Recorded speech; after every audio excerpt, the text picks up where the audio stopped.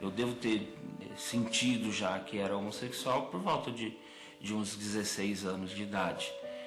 Mas eu só fui me assumir realmente já com 24, 25 anos de idade. É o preconceito interno, o medo, a aflição, a novidade, os sentimentos que são confusos porque a sociedade te impõe algumas regras, te impõe alguns conceitos. Eu desde de criança, né, sofro preconceito na escola, enfim, sempre sofri preconceitos, mas hoje as pessoas elas estão tendo um pouco mais de cuidado antes de se expor qualquer coisa referente a gays. A gente começa a viver junto, né? Então a relação começa a ficar muito mais aberta e muito mais pública. Nós estamos juntos há 9 anos, então também foi um caminhar. Depois a gente começa a ter acesso a histórias de casais homossexuais que a história não terminou muito bem, né? Então, porque um faleceu, o outro perde tudo porque a família não aceita, não concorda, não gosta. Então, veio a necessidade de se fundamentar e de se garantir em termos de documentação e de direito. Olha, esse processo de regulamentar juridicamente as uniões homoafetivas é um processo histórico. Antigamente havia divergência, alguns juízes admitiam, outros não admitiam. A própria sociedade tinha resistência à compreensão do significado da regulamentação da união estável. Começou há mais de uma década, começou no Rio Grande do Sul, onde surgiram as primeiras decisões reconhecendo direitos a pessoas do mesmo sexo. Começou a crescer de tal maneira que o ano passado o Supremo Tribunal Federal respondeu: é uma união estável. A Constituição reconhece como união estável qualquer união entre homem e mulher que se conforma para constituir família. Quando o Supremo decide que, para efeitos de reconhecimento de união estável, não é necessário que seja um homem e uma mulher, o Supremo estabelece que o princípio geral de igualdade de gêneros se sobrepõe a essa limitação da própria Constituição. Porque houve toda uma mudança do conceito de família. Antes, família era aquela lá, né, do casamento, homem e mulher, até que a morte separe, enfim. Mas esse conceito mudou. Eu acho que a decisão do Supremo coroa todo o entendimento que vinha sendo adotado pelo Judiciário na maioria dos processos que envolvia casais homoafetivos. Então, se por um lado isso foi uma vitória da jurisprudência, da construção jurisprudencial da própria sociedade que entendeu a importância da regulamentação desse tipo de relacionamento, por outro lado, acaba significando um marco teórico para estabelecer que dali para frente não há mais possibilidade da Justiça do Brasil não reconhecer uma união homoafetiva como uma união estável. Logo depois do julgamento, se começou a Justiça, mais um passo de vanguarda da Justiça, a admitir, então, a conversão da união estável em casamento para pessoas do mesmo sexo. O que eu acredito como promotor de justiça é que o Ministério Público tem um papel importante de buscar a inclusão social de minorias, né, e o reconhecimento de direitos iguais e sem preconceito a quem quer que seja.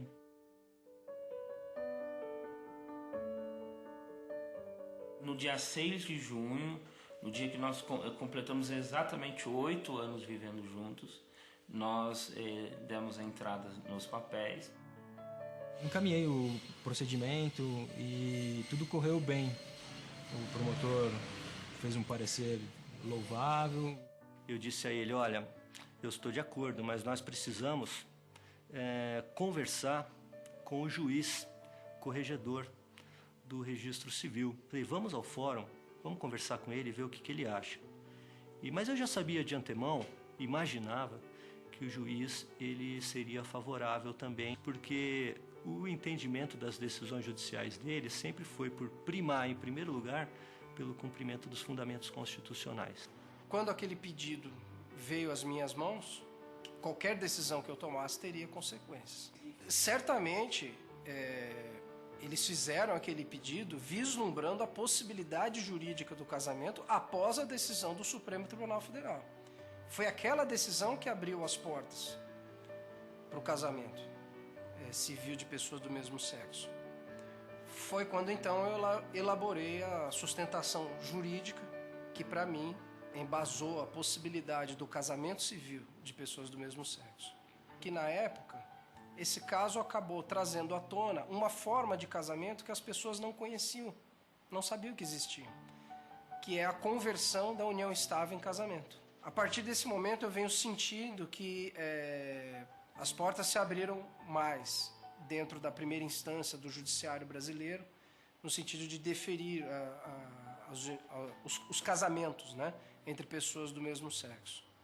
E no dia 27 de junho, ele autorizou a conversão da nossa união estável em casamento civil.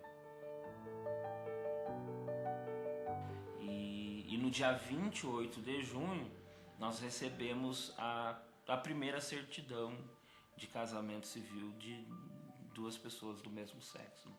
E o dia 28 de junho para a gente também é muito importante, é uma data muito importante, porque é o Dia Mundial do Orgulho LGBT.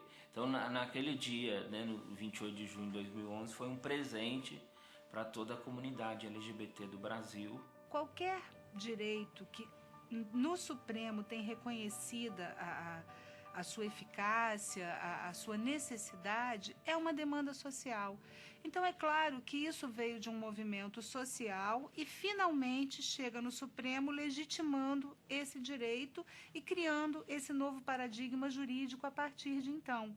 Mas, sem dúvida, é uma demanda da sociedade. A decisão do nosso casamento civil é uma decisão de primeira instância, de um juiz de primeira instância.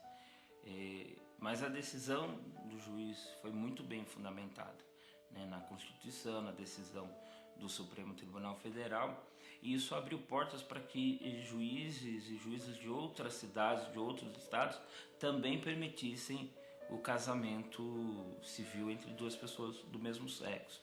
Eu acho que eles estão de parabéns, porque eles aqui, no fim das contas, assumiram também o peso da decisão, né? Estão muito bem preparados para isso, assumiram a responsabilidade e a coragem de fazer o direito evoluir.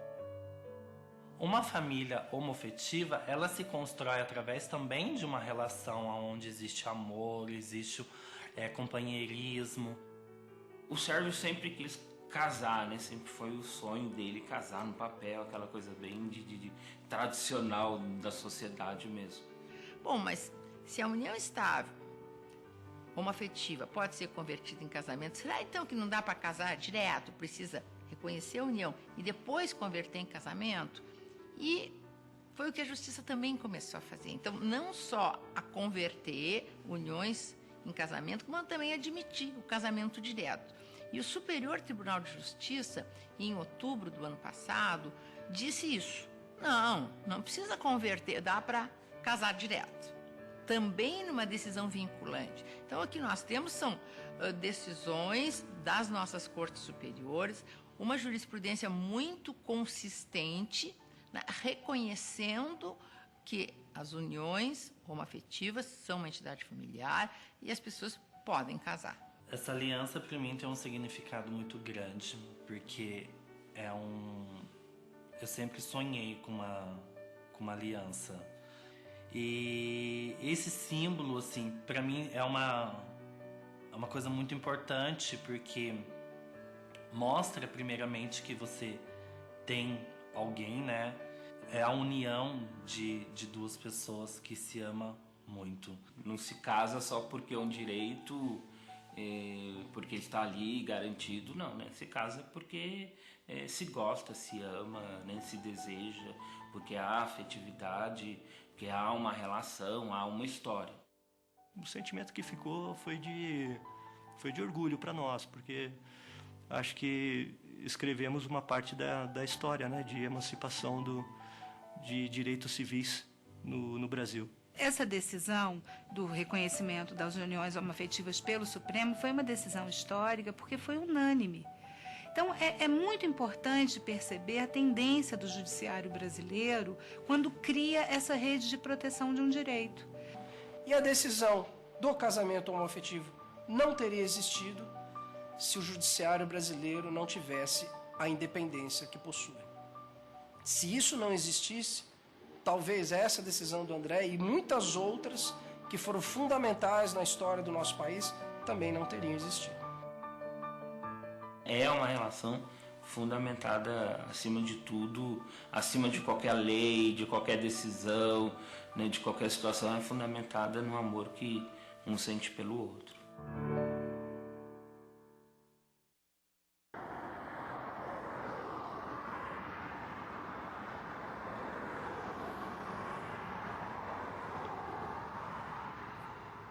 Nós nos conhecemos, né, em 2004, março de 2004. Nossa, como a gente se conheceu foi bem assim, exótico, digamos assim. A gente se conheceu pela internet. Uma semana depois a gente já estava morando junto. E desde então a gente sempre pensou em ter filhos, né? Nós primeiros tentamos nos estabilizar financeiramente, né? Quando a gente conseguiu as coisas assim, a gente falou, agora dá. Porque agora a gente tem como. Porque assim, a gente sempre quis ter um filho, mas assim, tem que ter um filho e ter condições de criar, de dar o que nós sonhávamos para ela. Assim, era um sonho nosso constituir uma família, né? Então assim, depois que nós engravidamos, é que fomos atrás de, e agora? Como é que a gente vai fazer como que se faz isso? Esse processo, como que acontece. Tanto é que a gente foi procurar a justiça, a Kayla tinha acho que uns 2 meses. Foram 2 casos, um para pedir a união estável das duas, o reconhecimento, e a outra para a adoção da Yara com a Kayla. Isso é, a Kayla também ser adotada pela Yara, que não era mãe biológica. E a situação estava ficando chata, porque desde o vizinho que olha falar, você não é mãe dela, você não pode falar nada. Até a escola, que uma das mães, né, a mãe de fato, vamos dizer assim, se a mãe biológica, não poderia estar frequentando as reuniões escolares porque ela não era mãe, ou então não podia incluir ela num convênio médico porque não é a mãe. Então aquilo ali estava atrapalhando a vida da pequena Kayla. Tudo que nós queríamos era o nome das duas no registro da Kayla, né? Mas não sabíamos como que seria feito, que processo, como que se fazia isso, de que forma se fazia isso. Então nós fomos até a advogada, né? E assim, sempre foi nosso pensamento o bem-estar dela. Se realmente quer ter uma família, se quer ter um filho, quer constituir uma união, uma família boa, não precisa ter medo. A Constituição Federal garante ao casal homoafetivo os mesmos direitos que são garantidos aos conviventes de uma união heterossexual. Direito previdenciário, direito à pensão alimentícia, direitos hereditários, direito à guarda dos filhos. Então, o que for garantido a um casal heterossexual é também garantido a um casal homoafetivo. Eu estudei muito e vi que aquilo tinha cabimento. E vi que todas as opiniões contrárias a isso ou eram por preconceito ou então eram por falta de conhecimento. Isso não existia nenhuma coisa que obstasse a Kayla tanto ser assistida pela mãe natural, né, a mãe biológica, como também pela mãe que cuidou dela desde o nascituro dela, desde que ela nasceu. O nascimento dela foi um misto de nervoso, pânico, felicidade, amor, não tem explicação. Não teria nada que desabonasse a conduta das duas, seja como mãe ou cidadã, enfim. Então elas tinham todas as condições de dar todo o amor e carinho para a pequena Kayla. Quem exerce o poder sobre os filhos, na qualidade de pai ou de mãe, a gente chama que tem um poder familiar. E hoje, conforme o entendimento mais recente, mais moderno, se entende que esse poder familiar pode ser exercido por uma só pessoa, homem ou mulher, por um casal de homens e mulheres, ou até um casal homoafetivo, de 2 homens ou 2 mulheres. Não é necessário que tenham pessoas de sexos diferentes. Na verdade, o fundamento dessa decisão é um fundamento muito maior, que é a família. E essa decisão foi a base da decisão desse processo que tivemos aqui em Jandira. para reconhecer uma questão derivada do poder familiar, que é a adoção.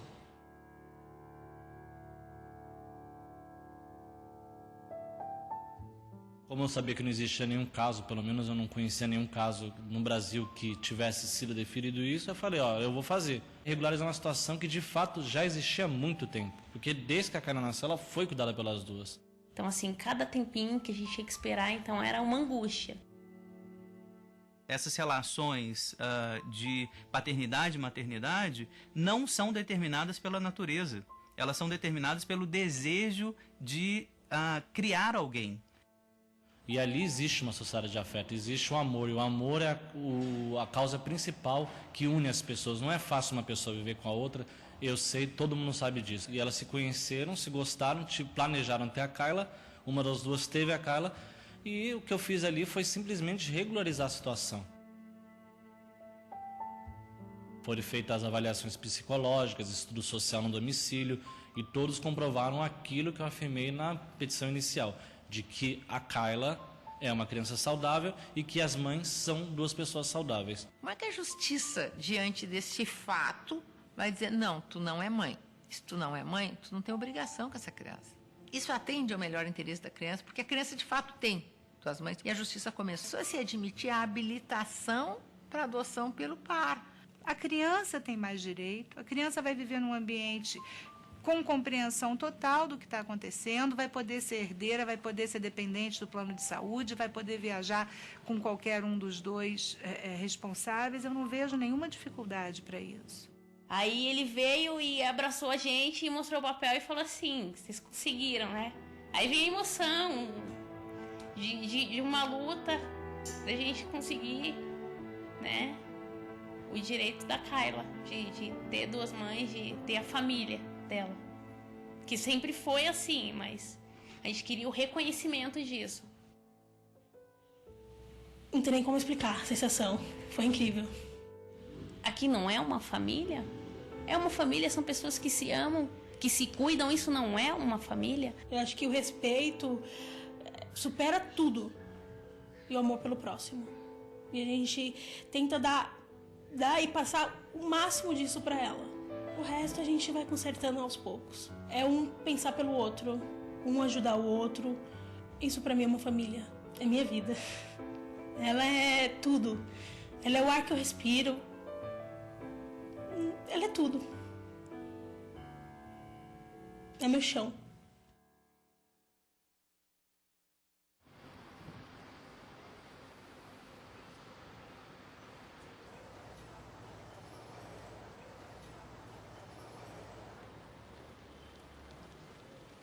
O desejo da paternidade sempre foi muito latente em mim, eu sempre quis. Era um dos grandes questionamentos da minha homossexualidade, era a questão da descendência, né? De você deixar herdeiro, deixar um pedaço seu na terra. Porque a relação, depois de 15 anos, eu olhava para o Wilson, a gente construiu um patrimônio e a gente perguntava, vai deixar para quem?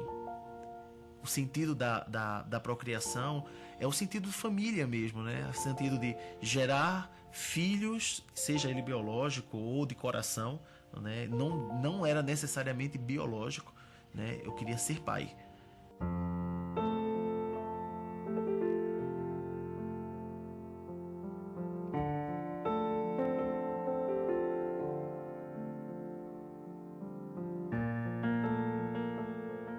Desde o início foi uma construção de nós dois, né? A partir do nosso encontro ao nosso casamento e até a chegada de Maria Teresa. Foi tudo muito bem pensado, muito bem planejado. Então é algo que nós já queríamos há muito tempo. A família estava incompleta. Eles necessitavam de filhos para a completude da família. E a utilização da reprodução assistida em 92 só poderia ser utilizado por casais heterossexuais e que tivesse comprovado que eram casados ou que tinha um contrato de união civil estável. E aí essa lei foi revista em 2010, final de 2010, e foi publicada em Diário Oficial em 2011, início de 2011, porque eles achavam que era uma lei muito engessada e que tirava o direito de ter acesso a outras pessoas. E aí foi nessa abertura que ele abriu para homens só, mulher só, né, casais que não estejam casados ou com comprovante de união civil estável, e também casais homoafetivos. E aí, em janeiro, a gente já tinha tomado essa decisão, no 10º ano da nossa relação, que nós iríamos ter filhos. A gente procurou uma clínica de fertilização in vitro, falando do nosso desejo, falando para o médico que a gente tinha uma relação já de 15 anos e que a gente precisava fazer e que a gente queria muito gerar um filho. Essa doadora doou 10 óvulos. Esses óvulos foram fecundados 5 com o meu espermatozoide e 5 com o espermatozoide do Wilson. E como eu estava muito ansioso de querer ser pai primeiro, né, optamos em implantar os embriões primeiros, os meus, né? Foram colocados 3 e nasceu a Maria Tereza. A gente seguiu todos os parâmetros da lei. A lei dizia que nós poderíamos gerar filhos. Então a gente gerou. Porém, a gente sabia que era o primeiro. E por ser o primeiro, com certeza, a gente iria ter que enfrentar alguns problemas ou alguns desafios.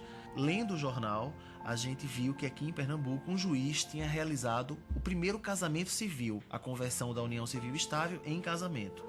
E de forma muito simples, a gente foi orientado a procurar o cartório e apresentar o nosso documento de união civil estável e solicitar a tabeliã do cartório que ela encaminhasse para a promotoria fazer o encaminhamento para o juiz e assim ele dar a sentença da conversão da gente. Eu tive a oportunidade também de fazer o casamento homoafetivo deles. Na verdade, a conversão. Ele já viveu em união estável por cerca de 15 anos e requereram a conversão dessa união estável em casamento.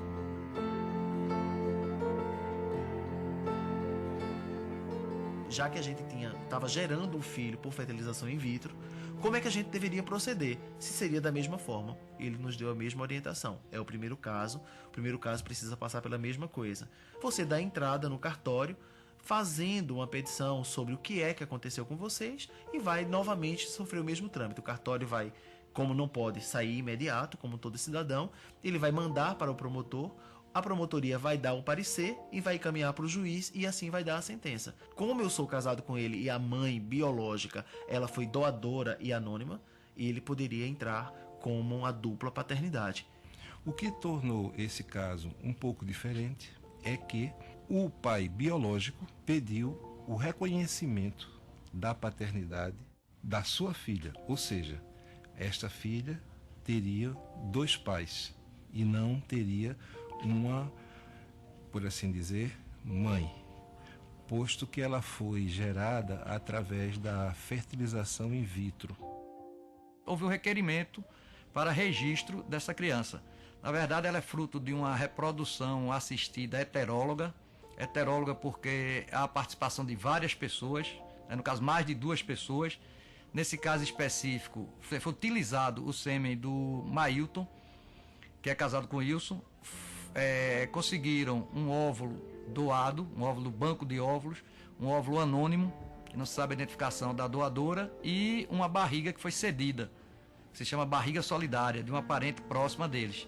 Então, houve a gestação, nasceu essa criança, que é filha biológica do Mailton, e quando foram fazer o registro, requereram que também constasse como pai, não biológico, mas como pai legítimo, o Wilson, que é casado civilmente com o Mailton.